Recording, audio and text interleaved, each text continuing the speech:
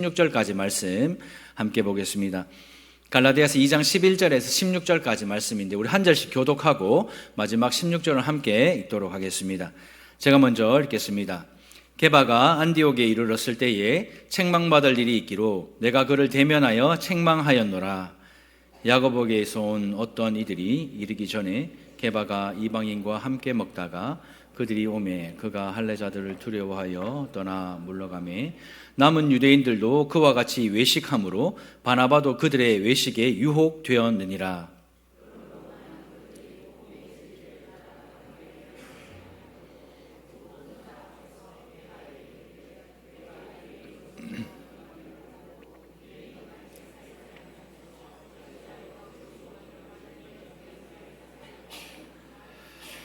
우리는 본래 유대인이요 이방 죄인이 아니로되 함께요 사람이 의롭게 되는 것은 율법의 행위로 말미암음이 아니요 오직 예수 그리스도를 믿음으로 말미암는 줄 알므로 우리도 그리스도 예수를 믿나니 이는 우리가 율법의 행위로서가 아니고 그리스도를 믿음으로써 의롭다함을 얻으려 함이라. 율법의 행위로서는 의롭다함을 얻을 육체가 없느니라. 아멘. 우리가 사도행전을 유심히 잘 살펴보면요, 앞부분은 베드로에 대한 이야기가 주를 이루고 있고 뒤를 보면 바울에 대한 이야기가 주를 이루고 있다는 사실을 쉽게 발견할 수가 있습니다. 그만큼 이 베드로와 바울이라는 이 사람은 초대교회에서 없어서는 안 되는 아주 초대교회에서 중요한 인물이라고 말할 수가 있는 것이죠. 바울은 베드로에 비해서 상대적으로 나이도 어리고 또 사도도 베드로보다 늦게 된 후배 중에 후배입니다. 그런데 오늘 읽었던 성경 본문을 보면요, 이 바울이 공개적인 자리에서 자기보다 한참 연배도 많고 신앙의 연수도 선배이고 자기보다 무엇보다 다 뛰어난 이 베드로를요 공개적인 자리에서 책망하는 것을 볼 수가 있습니다. 지금 시대로 말하면 하극상이죠. 하극상은 군대 가면은 후임이 이제 선임한테 막 대들거나 항명하는 것을 하극상이라고 하는데 이 당시에도 이 사건이 있었습니다. 이 사건을 신학자들은 안디옥 사건이다, 안디옥에서 일어난 사건이라고 해서 안디옥 사건이라 이렇게 명명을 하는데, 그 당시 꽤 유명한 이슈였고 또 기독교 뉴스가 아마 그 당시에 있었다면 아마 이 사건은 아마 메인 뉴스를 장식할 정도로 아주 큰 사건이었습니다. 이 사건의 이 내막을 조금 더 이제 명확하고 정확하게 잘 알려면요, 오늘 본문에 나오는 동사 하나를 좀 살펴봐야 되는데, 우리 12절 말씀 제가 한번 읽어볼게요. 야고보에게서 온 어떤 이들이 이르기 전에 게바가 이방인과 어떻게 했다고요? 함께 먹다가 그들이 오매 그가 할례자들을 두려워하여 떠나 물러가매라고 성경은 기록합니다. 지금 함께 살펴봐야 되는 동사가 바로 함께 먹다가라는 단어입니다. 우리말 성경을 보면 지금 베드로가 이방인들과 식사를 하다가 야고보가 보낸 어떤 사람이 오니까 물러갔다, 그냥 조용하게 물러갔다, 이 느낌을 주지만 이 원문의 뉘앙스와 의미를 오늘 우리말 성경은 잘 살려주지를 못합니다. 이 먹다가라는 이야기는요, 이 동사는 미완료 시제입니다. 미완료 시제라는 것은 이 사건이 일회적으로 오늘만 있었던 사건이 아니라는 이야기입니다. 베드로가 이방인들과 함께 먹었다라는 이 미완료 시제는 오늘 우연히 이방인과 함께 먹었다라는 것이 아니고 베드로는 안디옥 교회에서 반복적이고 규칙적으로 습관적으로 이방인과 함께 먹었다라는 것을 우리에게 알려주는 동사입니다. 그냥 한번 먹었다는 것이 아니라 먹기를 즐기며 습관적으로 했다라는 뜻인 거예요. 유대인인 베드로가 이 이방인들과 함께 식사하는 것을 즐거워했고 또 자주 반복해서 함께 식사했다라는 사실을 이 먹다가라는 동사가 함축해서 우리에게 보여주는 것입니다. 이방인과 유대인이 일상적으로 식탁 교제를 나눈다는 것은 뭐 오늘날 우리가 생각하기에 별로 문제가 되지 않잖아요. 저도 식당 가면은 식사할 때 스님이 옆에 와서 옆에 식탁에서 식사한다고 제가 다른 식당 안 가거든요. 그렇잖아요. 뭐 같은 식당에서 밥 먹는 게 뭐가 됐습니까? 그런데 이 당시에는, 이 당시 문화 속에서는 상당히 어려운 문제였고 상당히 위험한 문제였습니다. 유대인은 선택받은 백성이었고 거룩한 삶을 살아야 한다라고 생각했던 민족이었습니다. 그래서 수많은 규정들을 만들어냈고 그 규정에서 거의 대부분이 뭐냐면 음식을 먹는 방법에 대한 규정이 지금도 이 유대인들은 이 규정을 지키고 있습니다. 그만큼 이방인과의 차별성을 이 먹는 문제로 생각했기 때문에 먹는 것을 아주 중요하게 생각했던 사람들이 바로 이 유대인이었습니다. 그래서 구약 성경을 보면 먹어도 되는 음식과 먹으면 안 되는 음식에 대한 규례가 있습니다. 거기다가 어떤 사람들과 어울리면 부정하게 되는지에 대한 규례도 이 구약 성경에 잘 나타나 있습니다. 그런 것을 정결의식이라고 말합니다. 당시의 음식법이나 이 정결법을 철저히 지키던 유대인들은 하나님을 모르고 율법을 무시하는 개와 같은 이 이방인들과 함께 그 식탁 교제하는 것을 자신을 스스로 더럽게 여기는 것, 자신을 스스로 더럽히는 죄라고 생각하고 그렇게 믿었던 사람들이 이 유대인들이었습니다. 이처럼 유대인과 이 이방인 사이에는요, 도저히 넘을 수 없는 그 담이 있었다는 겁니다. 지금 이스라엘과 팔레스타인 전쟁 보십시오.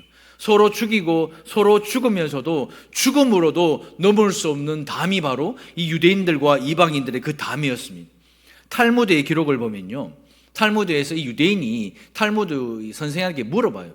아니, 이 세상에 우리 유대인 외에 이방인들이 왜 이렇게 많냐고, 왜 이렇게 대륙마다 이방인들이 왜 이렇게 많습니까? 이렇게 말하니까 탈무드의 선생이 뭐라고 이야기했냐면, 세상에 있는 이방인들은 지옥의 뭐다? 뭐라고요? 땔감이라고 그랬어요. 이만큼 유대인들은 이방인에 대해서 아주 독하고 독소를 내뱉으며 아주 사람 취급도 하지 않는 그냥 지옥의 땔감으로 하나님이 이 땅에 보냈다. 사실 우리도 지옥의 땔감이고요, 그렇게 따지면. 유대인 외에는 모든 이방인이 지옥의 땔감이다라고 말할 정도로 절대로 이방인들과는 같이 식탁 교제를 하지 않고 이방인들을 사람 취급조하지 않는 그런 민족이 유대인이었어요. 이것은 사실 이방인도 마찬가지죠. 북부 정류장 근처에 가면요, 마켓들이 많아요. 마켓들 가보셨어요? 외국 마켓들 많습니다. 뭐 카자흐스탄, 무슨 스탄 공화국들 많거든요. 네팔도 있고 제가 본 거는. 거기 가면 이 간판에 보면요, 무슨 글귀가 하나가 비슷한 것들이 많이 이렇게 적혀 있는 것이 보여요. 특히 무슬림들이 다니는 마켓에 보면 글귀가 딱 적혀 있는 게 있는데, 뭔지 아시는 분 계십니까? 할랄이 할랄 들어봤죠? 요즘에 그 뉴스에도 자주 나와요. 할랄이라는 것은 허용된 것이라는 뜻입니다. 그러니까 무슬림들이 아무거나 막 먹으면 안 되거든요. 이스라엘 백성들도 동일하잖아요. 유대인들처럼 이 이슬람의 율법에 따라서 이 무슬림들이 먹어도 되는 식품이 있고 먹지 말아야 되는 식품이 있습니다. 이 무슬림들은 알코올 먹으면 안 돼요. 돼지고기 먹으면 안 되고 피가 들어가면 무슬림들은 먹어서는 안 됩니다. 이것을 인정한 것을 할랄 식품이라고 그래요. 그래서 아마 이 북부정장 쪽에 지나가 보시면 간판에 할랄 이렇게 되어 있는 게 많아요. 그 할랄로 인정을 받아야 이 무슬림들은 그 음식을 먹거든요. 이처럼 이 음식 먹는 이 음식법에 대해서 많은 종교가 이런 것들을 규정하고 있는 걸 봅니다. 그런데 베드로는 이방인과 자주 먹었고 함께 먹기를 좋아했다라고 성경은 말합니다. 베드로가 처음부터 이 이방인들과 먹고 마시는 것 즐겼을까요? 아니잖아요. 우리가 베드로 어떤 사람인 줄 알잖아요. 당연히 그렇게 이방인과 먹고 마시는 것이 죄라고 생각했던 사람이 베드로였습니다.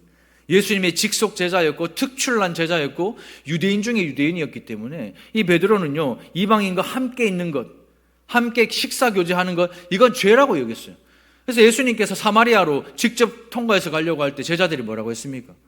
안 된다 그랬잖아요. 그건 걔들이 있는 곳이다, 이방인들이 있는 곳이니까 그걸로 가면 안 된다, 그렇게 말할 정도로 그런 제자였는데 지금 사람이 바뀌었어요. 사람은 잘 바뀌지 않잖아요.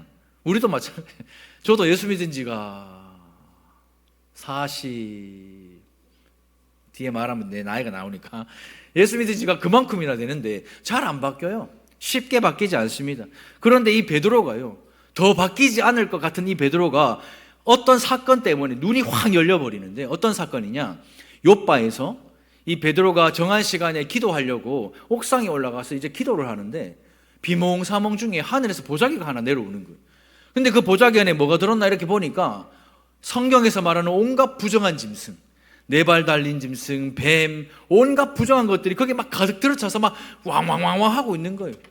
그 베드로가 그걸 보는 것만 해도 너무 혐오스럽고 너무 저주스럽고 증오스러운 거예요. 그렇게 배웠으니까, 그렇게 알고 믿었으니까. 그런데 하늘에서 말합니다. 이것을 잡아 먹으라, 이렇게 얘기해요. 그때 베드로가 아니, 속되고 깨끗하지 못하다, 나는 먹지 못합니다, 이렇게 말해요. 그러니까 하늘에서 또 소리가 나서 뭐라고 하냐, 하나님께서 깨끗하다 하는 것을 네가 왜 속되게 하느냐, 이렇게 말씀하고. 근데 이게 한 번이냐? 아니요. 성경을 보면 3번 반복이에요. 그러니까 한 번 해서는 정신 못 차리는, 2번, 3번이나 이 베드로가 이 경험을 한 후에야 비로소 이방인에 대한 눈이 열리게 되는 거예요. 고넬료는 이방인이었음에도 불구하고 이 베드로가 복음을 전할 때 하나님께서 이 고넬료에게 성령을 주십니다. 성령이 이 고넬료와 함께하는 것을 보고 이 베드로가 고넬료에게 세례를 주고 그를 교회 구성원으로 받아들입니다. 있을 수가 없는 일이 생겨버린 거죠. 이 베드로는 그 경험을 중요한 교훈으로 삼고 그걸 이제 믿음으로 간직을 합니다. 그리고 이렇게 베드로가 고백을 하죠. 사도행전 10장 34절 35절입니다. 베드로가 입을 열어 말하되 내가 참으로 하나님은 사람의 외모를 보지 아니하시고 각 나라 중 하나님을 경외하며 의를 행하는 사람은 다 받으시는 줄 깨달았도다. 유대인 외에는 구원받을 자가 없다고 그렇게 믿고 알고 듣고 그렇게 신앙생활하고 왔는데 하나님의 음성을 듣고 나서 보니까 각 나라 중에, 이방 나라 중에 하나님을 경외하며 의를 행하는 사람은 다 받아주시는 줄 깨달았다고 사도 바울이 이 베드로가 고백을 합니다. 베드로는 이 욥바 사건을 통해서 하나님이 사람의 외모를 취하지 않으시고 유대인이냐 이방인이냐 이런 외적인 조건을 가지고 사람을 나누지 않는다, 그걸 알게 된 것입니다. 또한 하나님은 진실한 믿음이 있는 자라면 누구든지 성령을 그 안에 주시고 교회 안으로 받아주시는 분이라는 것을 분명히 깨달았다라는 것입니다. 그렇기 때문에 안디옥 교회에 이방인들이 들어오자 이 베드로는 거리낌 없이 이방인과 식탁 교제를 할 수 있었던 거예요. 그 당시 대부분의 유대인은 할 수 없었지만 베드로는 유대인임에도 불구하고 하나님의 구원의 섭리와 경륜을 깨달았기 때문에 이방인들과 즐겨 먹고 함께 교제할 수 있었다라는 것입니다. 지금 시대에 말하면 뭡니까? 우리 교회가요, 주변에 어려우신 분들이 많이 방문을 하세요. 특히 주일 점심 식사하시러 많이 오세요. 반찬이 좀 부족하고 또 맛이 별로 없어도 그래도 정이 있으셔가지고 제가 보니까 딴 교회 잘 안 가고 우리 교회 오시는 성도들이 참 많습니다. 그리고 좀 어렵고 힘든 분들이 많이 오시거든요. 그런 분들과 함께 권사님들이, 장로님들이, 집사님들이 함께 앉아서 식사하는 것이 바로 이런 모습인 거예요. 우리 식구 아니니까, 우리 교인 아니니까 그게 아니라 그들과 함께 식사 교제를 나누는 것이 지금 베드로가 깨달은 것이고 하나님이 베드로에게 주신 마음이고 교회의 역할인 것입니다. 그렇기 때문에 안디옥 교회에 이 이방인들이 들어와도 거리낌 없이 서로 하나가 될 수가 있었던 겁니다. 그 당시 대부분의 유대인은 할 수 없었어요. 그런데 이 베드로는 유대인임에도 불구하고 하나님의 말씀을 듣고 깨달으니까 바로 실천을 한 사람이었습니다. 그런데 문제가 생겨요.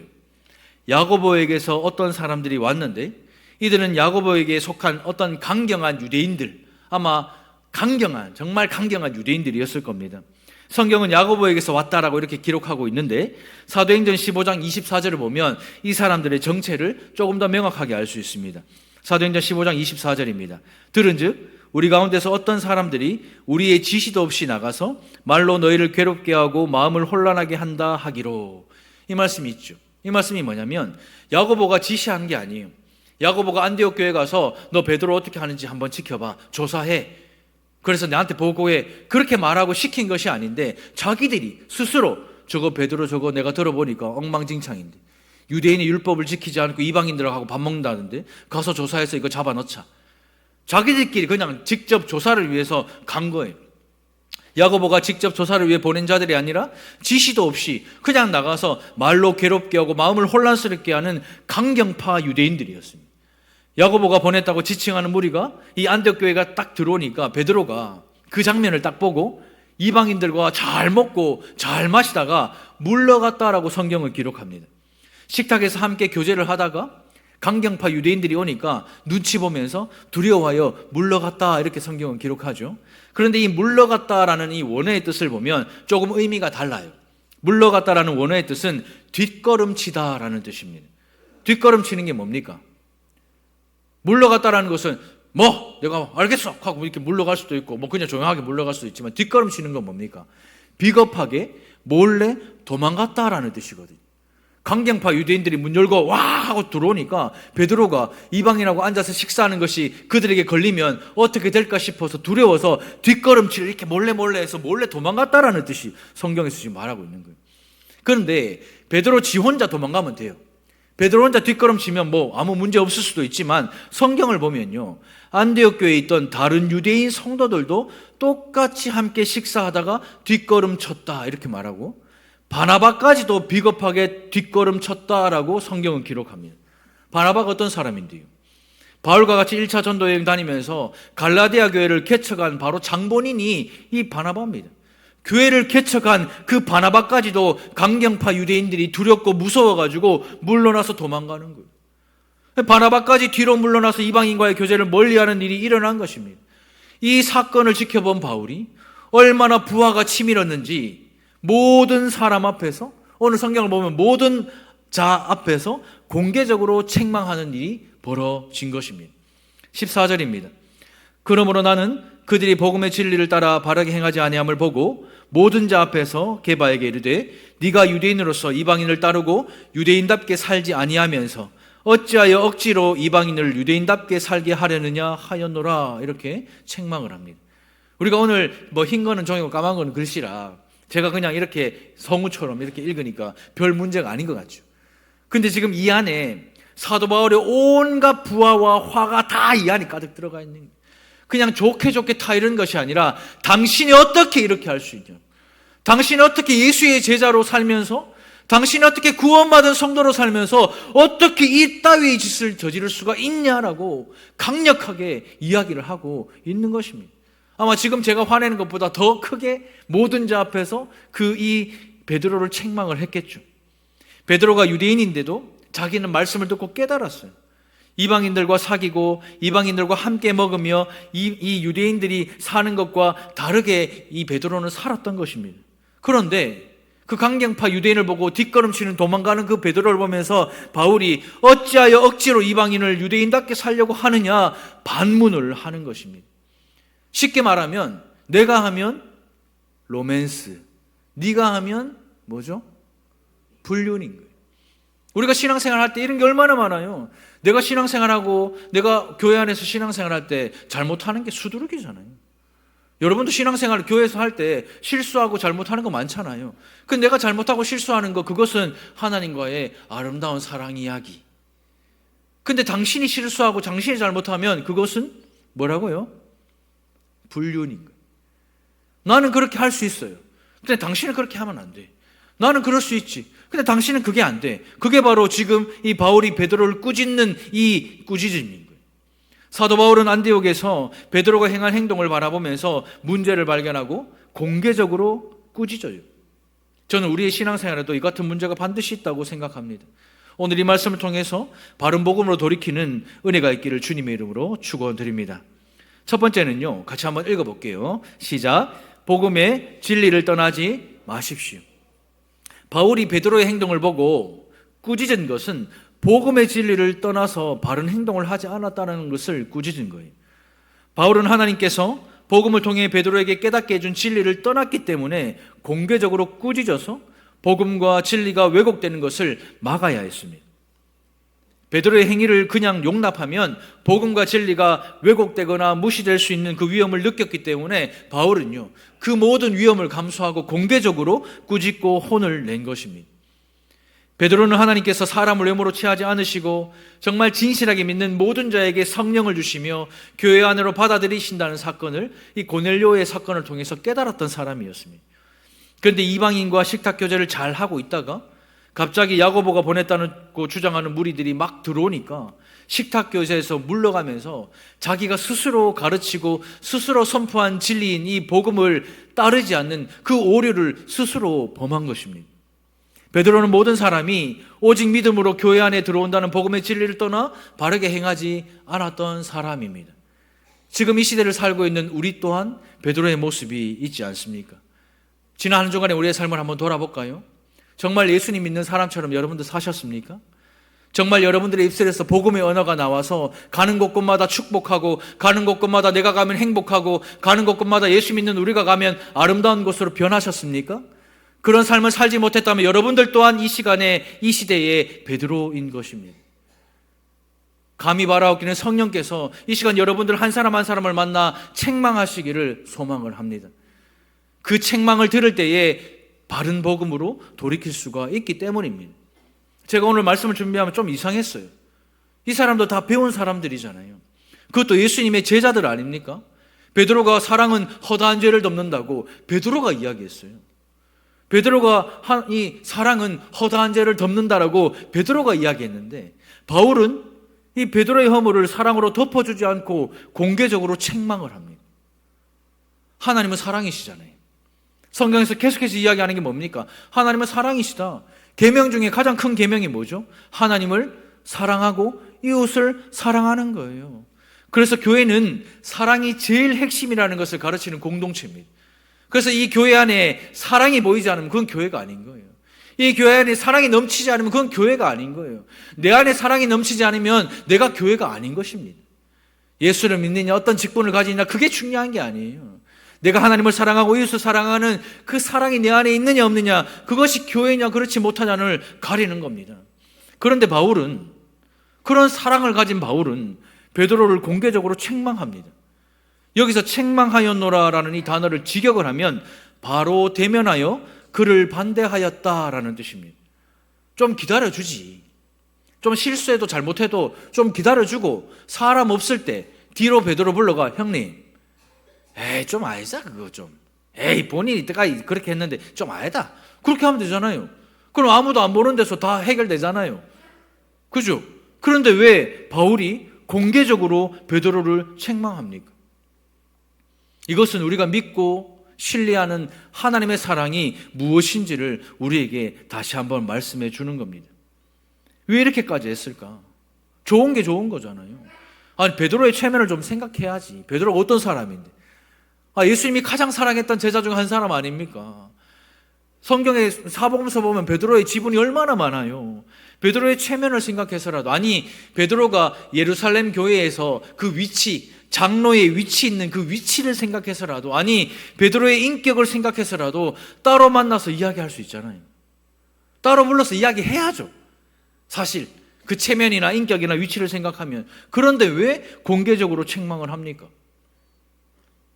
사랑은요, 우리가 흔히 생각하는 것 같이 좋은 게 좋은 개념 아니라는 말입니다. 우리가 신앙생활할 때 제일 많은 위험이 이거잖아요. 교회니까 좋은 게 좋은 거라고. 교회니까 좋은 게 좋은 거라고. 잘못할 수 있지, 죄 지을 수 있지. 그런데 그 죄에 대한 책망 없이 좋은 게 좋은 거라고.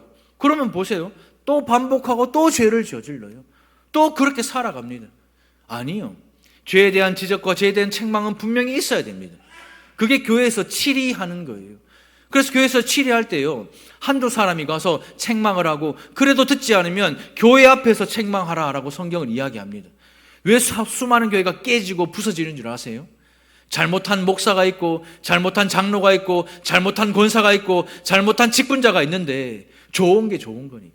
에이, 체면을 생각해야지, 교회의 위치를 생각해야지. 아니요, 그렇게 하면 교회가 망하고 쪼개지고 부서지는 거예요. 한 번 이야기하고 두 번 이야기해서 듣지 않으면 교회 앞에서 책망을 하고, 그래도 듣지 않으면 출교해야죠. 그게 성경이 말하는 치리입니다. 그게 성경이 말하는 사랑인 거예요. 무조건 품어주고 무조건 안아주는 것이 아니라 죄를 지적하고 그 죄에 대해서 공감하며 회개하는 그 사람들을 받아주는 것이 사랑인 것이죠. 사랑은 그냥 좋은 게 아니에요. 큰 소리 내지 않고 큰 소란 일으키지 않고 그냥 묻어가는 것이 사랑이 아닙니다. 복음이 가르치는 사랑은 목에 칼이 들어와도 포기할 수 없는 이 복음의 진리를 가진 그 사랑, 그 복음의 진리가 담겨있는 그 사랑이 진짜 사랑입니다. 그냥 유야무야 너도 맞고 나도 맞고 니도 좋고 나도 좋고 이렇게 사는 것, 그거 사랑 아니거든요. 내 목숨을 바쳐서라도 포기할 수 없는 이 복음의 진리를 가지고 있기 때문에 틀린 것은 틀리다고, 아닌 것은 아니라고 말할 수 있는 순간, 그 순간에 말할 줄 아는 것이 참 신자의 모습이고, 그것이 복음의 진리를 따라 사는 삶입니다. 목사라도 장로라도 권사라도 남편이라도 아내라도 자식들이라도 하나님의 말씀 앞에 아닌 것은 아니라고 하는 거예요. 그것이 그 사람을 살리는 것이고, 그것이 그 사람이 하나님의 사랑을 다시 한번 회복할 수 있는 유일한 길인 것이기 때문입니다. 초대교회 보십시오. 콜로세움 경기장에서 사자의 밥이 되어요. 내가 사랑하는 갓난아이를 안고 있는데 사자가 갓난아이의 팔을 뜯어먹고 내 살을 뜯어먹고 그냥 피가 낭자한 그 순간에서도 그 초대교회 성도들은 뭐였습니까? 아니요, 나 예수 안 믿어요. 아니요, 나 기독교인 아니에요 라고 말한 사람 아무도 없어요. 모두가 피가 낭자하고 살이 뜯겨가도 하늘을 보고 찬송했고, 뜨거운 기름에 산채로 타 뜨거운 그 기름에 진짜 튀겨 죽여도 아무도 나는 예수 안 믿는다고 말한 사람 없고, 검투사들의 희생양이 되어도 아무도 나 예수 안 믿는데요, 나 예수 모르는데요 말한 사람 아무도 없습니다. 우리나라 보십시오. 일제강점기에 또 공산당이 왔을 때 어땠습니까? 많은 그 사람들이 기독교인들 동네에 쭉 세워놓고 예수 신상 갖다 놓고 십자가 갖다 놓고 밟고 지나가라고. 밟고 지나가면 예수 안 믿는 사람인 줄 알겠다고, 살려주겠다고. 얼마나 많은 사람들이 배교를 하고, 얼마나 많은 사람들이 믿음이라는 게 뭐 당장 아니지, 후를 위해서 좀 해야지, 그게 믿음이라고 생각하잖아요. 여러분들 어떻습니까? 내 목숨이 달리면 다 그렇게 생각하잖아요. 그래서 우리나라의 교단이 이렇게 많이 쪼개진 거예요. 그때 믿음을 지켰느냐 지키지 않느냐 그것 때문에 교단이 쪼개져 버리는 그 일이 벌어집니다. 여러분들은 어떻습니까? 여러분들 우리 믿음의 조상들을 보면 우리의 신앙은 어떻습니까?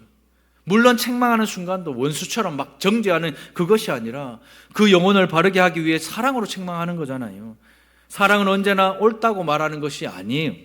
때로는 아니라고 분명히 말해야 하는 순간이 있습니다. 싫은 소리 하는 거 싫죠. 목사인 제가 가장 싫죠. 잘 보이고 싶고 좋은 말만 하고 싶죠. 근데요, 성도들의 삶을 보면요, 아닌 게 많거든요. 그래서 아닌 건 아니라고 말해야 되거든요.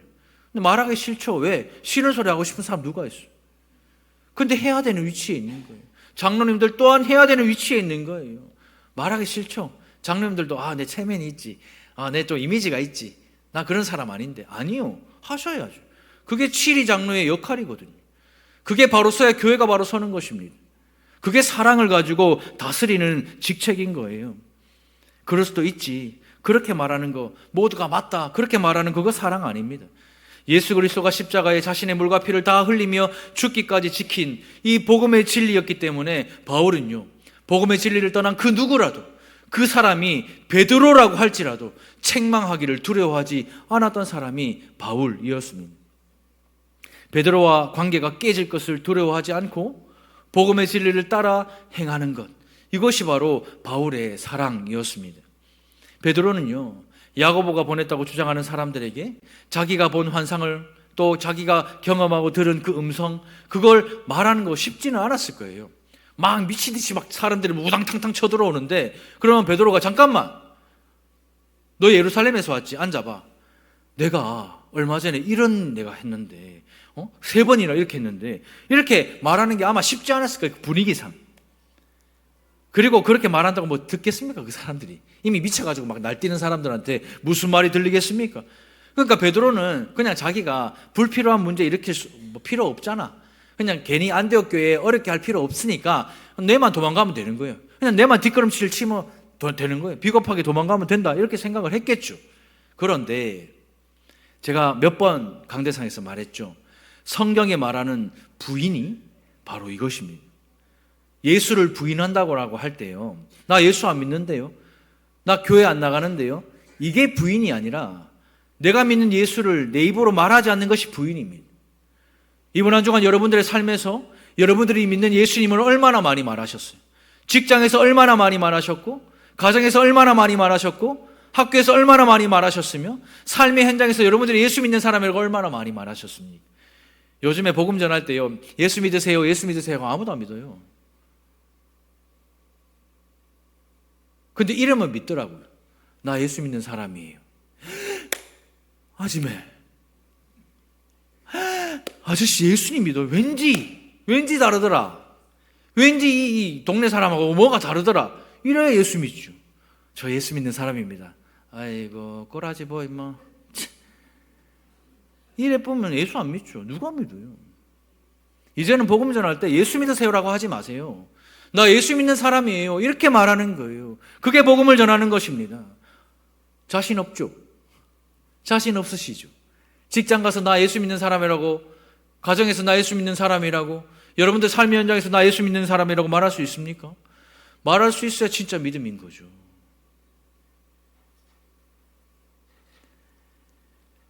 이 생각이 복음의 진리를 떠나게 하고 많은 사람들을 죄의 올무게에 빠지게 했던 거예요.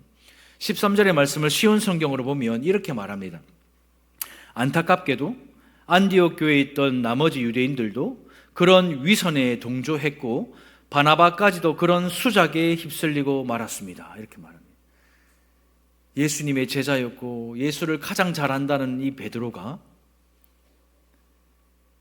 예수를 부인하는 이 뒷걸음질 친 이것이 성경은 위선이었고 도망가는 것을 수작이다라고 이렇게 말합니다.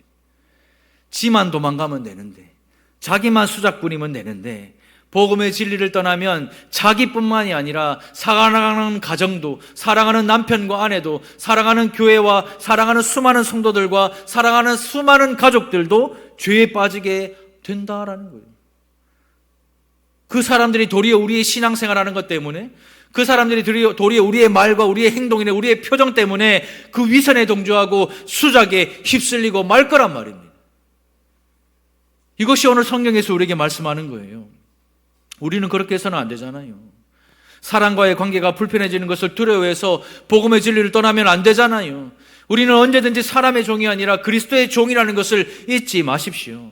말씀대로 순종하는 것이 복음의 진리를 떠나는, 순종하지 않는 것이요, 복음의 진리를 떠나는 겁니다. 백날 첫날 말씀 듣고요, 살아가는 삶에서 말씀의 능력이 한 번도 나타나지 않는 것이 복음의 진리를 떠나는 거죠. 사람의 눈치 살피고 사람 좋게 하는 것, 그게 복음의 진리를 떠나는 것입니다. 믿음과 삶이 다른 것이 복음의 진리를 떠나는 것입니다. 복음의 진리를 떠나지 마십시오. 베드로처럼 복음 앞에서 뒷걸음질 치지 마십시오. 복음 앞에서 뒷걸음질 치지 않는 그런 성도들 되시기를 주님의 이름으로 축원드립니다. 그럼 우리가 어떻게 살아야 하는가? 두 번째입니다. 같이 한번 읽어보겠습니다. 시작. 복음의 진리를 따라 사십시오. 그러면 우리가 이렇게 살면 돼요. 교회는 어떤 곳입니까? 여러분들 매주마다 오는 이 교회는 어떤 곳입니까? 사실 세상 어디에도 찾아볼 수 없는 진짜 독특한 공동체예요. 동창회 가면 누가 모여요? 동창회 누가 모이죠? 같은 학교 사람들 모이잖아요. 다른 학교 출신 올 수 있어 없어요? 못 옵니다. 종친회 가면 누가 모이죠? 종친회. 혈통으로 연결된 사람만 모여요. 박씨 종친회 가면 이씨 올 수 있어 없어요? 못 옵니다. 향후에 가면 누가 모이죠? 고향 같은 사람 모이잖아요. 고향 다르면 향후에 들어올 수 있어 없어요? 못 들어옵니다. 그런데 교회는 어때요? 교회는 한번 여러분들 주변에 한번 둘러보세요. 교회는 누가 모이는 거예요? 예수님이 교회는 뭐 하는 곳이라 그랬어요? 예배하는 곳. 누가 예배하는 곳? 누가요? 하나님을 믿는 성도들. 성경적으로 말하면 교회는 학연지연 혈연의 공동체가 아니에요. 교회는 예수님이 말씀하신 것처럼 만민이 기도하는 집입니다. 누가요? 만민이. 학연과 지연과 혈연을 떠나서 하나님이 사랑하는 만민이 함께 모여 하나님을 예배하는 것입니다. 그런데 교회 안에 학연, 혈연, 지연이 그 교회를 망치는 거예요. 그 교회를 무너뜨리는 거예요. 세상에서나 있을 법한 그 세력들이 교회를 무너뜨리는 거예요. 그러나 교회는요, 만민이 모여 하나님을 예배하는 것입니다. 어느 지역, 어느 대학 출신 안 중요해요. 성씨가 뭐냐? 뭐 박혁거세가 우리 조상인데 우리 다 같은 박씨, 에브리바디 박씨 막, 그게 아니죠. 교회는요, 진짜 예수님을 인격적으로 만나서 내 삶에 진짜 변화가 있는가 없는가, 그것을 가장 중요하게 생각하는 공동체가 교회입니다. 그런데 이 갈라디아 교회의 거짓 지도자들이 예수를 믿어도 유대인들처럼 할례를 받거나 율법을 지켜야 성도의 교제가 가능하다, 이렇게 말하면서 이방인을 억지로 유대인처럼 만들려고 했던 거예요. 베드로와 같은 전설적인 이 인물, 베드로와 같이 위대한 이 인물도 이방인의 교제에서 뒷걸음질 쳐서 비겁하게 도망가면서 유대인이 되어야만 이 교제가 가능한 것처럼 편견을 가지게 하고 차별을 가지게 한 것입니다. 제가 담임 목사로 우리 달산교회에 부자들 많으면 좋겠죠. 그죠? 기업의 CEO 많으면 좋겠죠. 다 필요 없고 이재용만 나오면 돼요. 그럼 좋겠죠. 아니요. 하나도 안 좋아요. 교회는 만민이 모이는 곳입니다. 비천하든 높든 낮든 부자든 가난하든 상관없어요. 모든 만민이 함께 모여 하나님을 예배하는 곳이 교회입니다. 그러나 이 교회에서 복음을 떠나 살고 복음의 진리를 따라 살지 않으면 나 때문에 그 사람을 실망시키고 나 때문에 그 사람을 실족시키게 만드는 것입니다. 한 사람을 실족해 하면 어떻게 하는 것이 좋다 그랬죠? 연자 맷돌을 목에 달아 물에 빠뜨리는 것이 더 좋다 그랬어요. 연자 맷돌 들어보셨어요? 엄청난 그 돌덩어리를 내 목에 메고 빠뜨려 죽이는 게 더 낫다라고 그래요. 나 한 사람 때문에 그 사람의 복음의 진리를 떠나가게 되고 나 한 사람 때문에 그 사람이 교회에서 실족하면 우리는 그렇게 되는 것이 주님이 더 낫대요. 이 심각한 문제 앞에서 바울은 베드로를 공개적으로 책망하고 복음에 대해서 다시 한번 이야기를 했던 것입니다. 16절 같이 한번 읽어볼게요. 16절 시작. 사람이 의롭게 되는 것은 율법의 행위로 말미암음이 아니요 오직 예수 그리스도를 믿음으로 말미암는 줄 알므로 우리도 그리스도 예수를 믿나니 이는 우리가 율법의 행위로서가 아니고 그리스도를 믿음으로써 의롭다함을 얻으려 함이라. 율법의 행위로서는 의롭다함을 얻을 육체가 없느니라. 오늘 이 말씀은요 갈라디아서 전체를 잘 나타내주는 유일한 성경 구절이고 또 성경에서 말하는 가장 핵심 구절 중에 하나입니다. 복음을 요약하면 뭐라고요? 다시 한번 읽어보겠습니다. 시작. 사람이 의롭게 되는 것은 율법의 행위로 말미암음이 아니요 오직 예수 그리스도를 믿음으로 말미암는다. 이것이 복음이에요. 복음의 진리를 따라 사는 삶은 사는 대로 믿는 것이 아니라 믿는 대로 사는 거예요.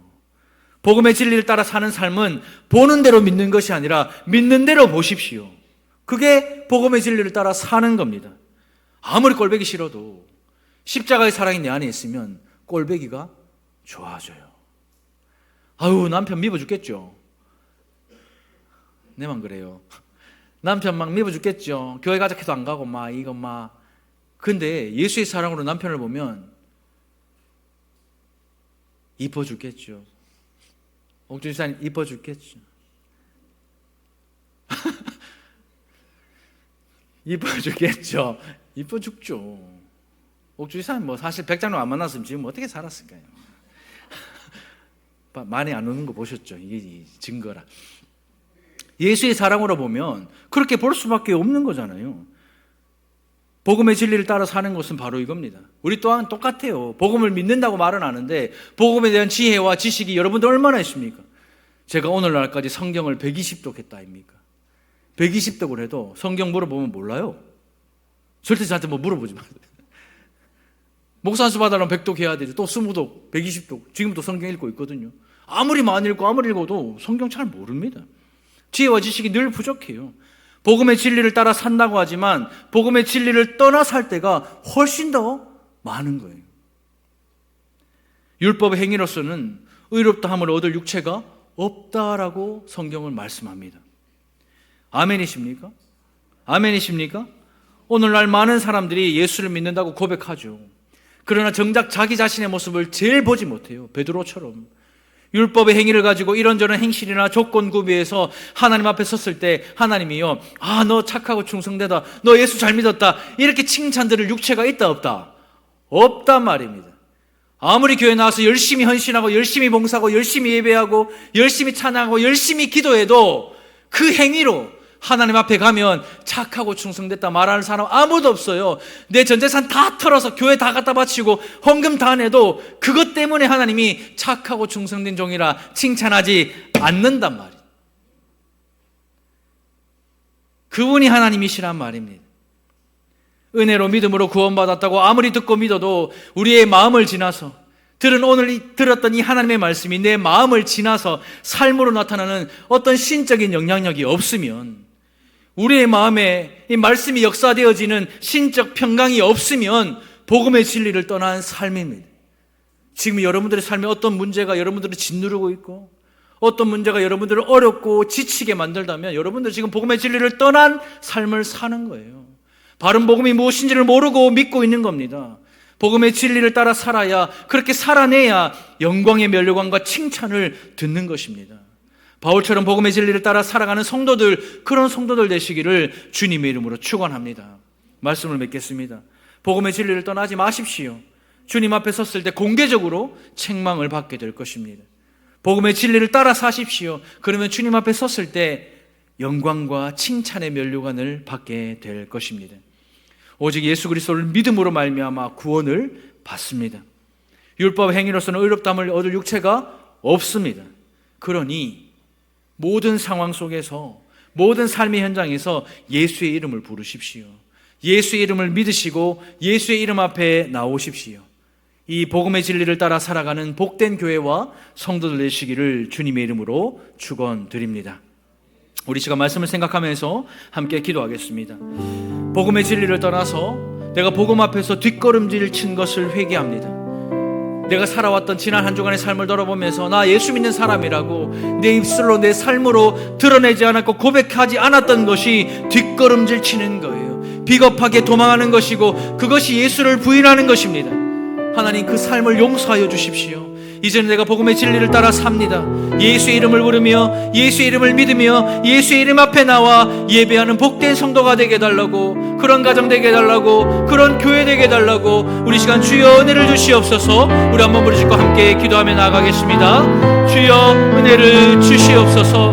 아버지 하나님, 우리가 예수를 믿는다고 말하지만, 내가 예수 그리스도를 신뢰하며 예수로 말미암아 구원받았다고 말은 하지만, 믿음으로 말미암아 구원받았다고 말은 하지만, 나의 육신의 행위와 내 율법의 행위로 내가 이 구원을 이루려고 했던, 하나님 예수를 부인했던 지난해의 삶들을 하나님께 올려드리며 회개합니다. 하나님, 내가 신적 영향력, 신적 평강을 누리며 살아가는 우리가 될 수 있도록 역사하여 주시옵소서. 오직 예수 그리스도를 믿음으로 말미암아 구원을 받았고 율법의 행위로서는 의롭다함을 얻을 육체가 없다고 말했는데, 나의 행위와 나의 열심과 나의 헌신으로 구원을 이루며 하나님 앞에 칭찬받기를 원했던 지난 날들의 삶들을 회개하며 하나님께 올려드릴 때에, 하나님 이제는 복음의 진리를 따라 살아가는 성도가 되기를 소망합니다. 복음의 진리를 떠나 살아가는 성도가 아니라 복음의 진리를 따라 살아가는 성도가 되게 하셔서 하나님 앞에 섰을 때 공개적으로 영광의 면류관, 생명의 면류관을 받아 쓰는 우리 모든 성도들 되게 하여 주옵소서.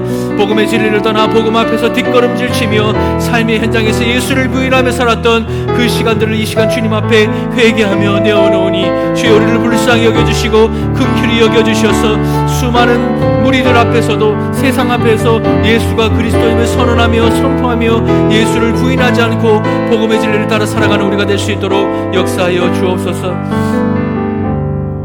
사랑하는 주님, 하나님께서 우리를 너무나 사랑하셔서 창세전에 우리를 구원하여 주시고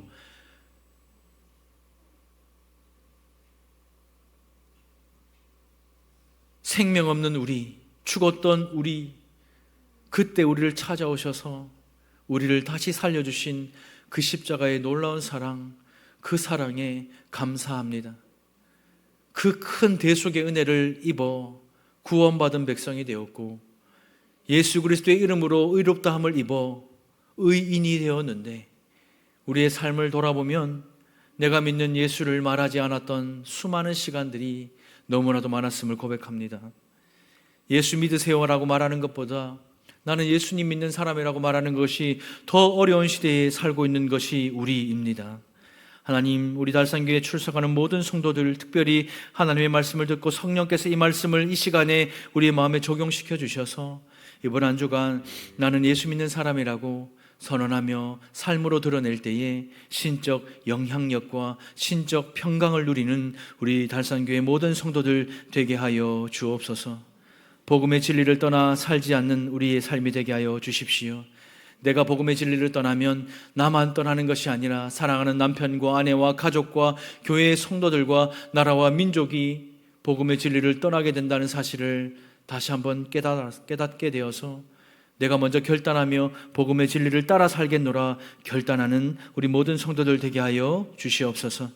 복음의 진리를 따라 예수 이름 부르며 예수 이름을 믿으며 예수 이름 앞에 나와 예배하는 모든 성도 될 수 있도록 역사하여 주시옵소서.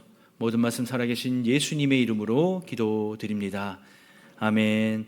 우리 이 시간 몸이 불편하지 않으신 분들 다 같이 일어나셔서 우리 찬양으로 하나님께 영광을 올려드리겠습니다.